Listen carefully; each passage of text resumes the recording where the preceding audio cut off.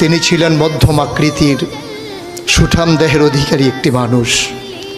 তার চুলগুলো ছিল ঘাড় পর্যন্ত প্রলম্বিত, হালকা হালকা কোঁকড়ানো। তিনি যখন চুলের ভিতরে তৈল দিয়ে আছড়াতেন মনে হতো মৃদুমন্দ ঢেউ দেখা যায়।